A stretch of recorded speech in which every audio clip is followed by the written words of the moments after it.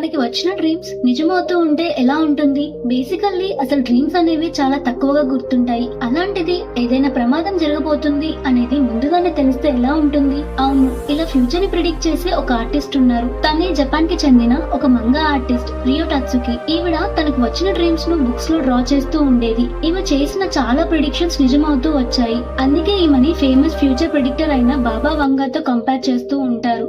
ఈ మాంగా అనేది ఒక కామిక్ బుక్ లాంటిది.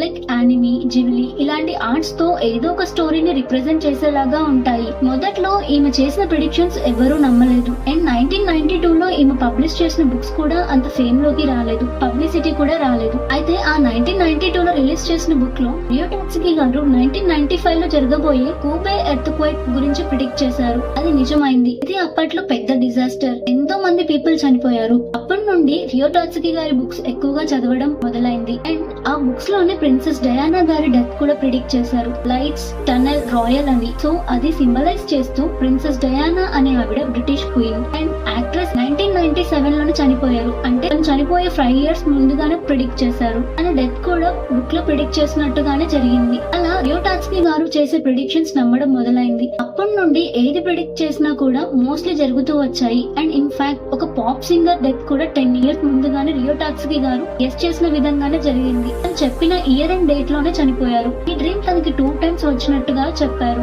అండ్ 2011 లో వచ్చిన సునామీ గురించి కూడా ఈవిడ ముందుగానే గెస్ చేశారు. తన డ్రీమ్ లో వచ్చినట్టుగానే ఆర్ట్ వేశారు. తను చెప్పినట్టుగానే 2011 మార్చ్ లో సునామీ వల్ల చాలా నష్టం జరిగింది. ఎంతో ప్రాపర్టీ లాస్ అయింది. పీపుల్ కూడా చనిపోయారు. ఇది కూడా ముందుగానే గెస్ చేశారు. ఇంకా పెద్ద విషయం ఏంటంటే కరోనా వైరస్ గురించి కూడా తను ముందుగానే గెస్ చేశారు. 1990s లోనే ప్రిడిక్ట్ చేశారు. అలా తను పబ్లిష్ చేసిన బుక్స్ కి ఎక్కువ అటెన్షన్ వచ్చింది. ఆ తర్వాత 2021 లో కూడా ఇంకొక బుక్ రిలీజ్ చేశారు. ఇందులో 2011 లో వచ్చిన సునామీ గురించి క్లియర్ గా యాడ్ చేస్తూ July 5th, 2025 అంటే కరెక్ట్ గా ఈ రోజు సునామీ లేదా భూకంపం వస్తుంది అని రాశారు. ఇప్పటి వరకు జరుగుతూ వచ్చిన అన్ని డిజాస్టర్స్ ఇది పెద్ద నష్టం జరుగుతుంది, ఎంతో మంది చనిపోతారు అని రాశారు. అండ్ ఆ బుక్ పైన you will understand soon enough అని రాసింది. ఇది చాలా స్కారీగా ఉంది. అయితే ఇప్పుడు అక్కడ ప్రజలకి చాలా భయాలు మొదలయ్యాయి. ఇన్ని ప్రిడిక్షన్స్ కరెక్ట్ అయ్యాయి కదా, అందుకే ఇది కూడా కరెక్ట్ అవుతుందేమో అని వాళ్ళు పానిక్ అవుతున్నారు. అండ్ కొంచెం స్కేరీ థింగ్ ఏంటంటే నిన్న అంటే July 4th ను కూడా జపాన్ లో 5.5 మాగ్నిట్యూడ్ టొకారోలో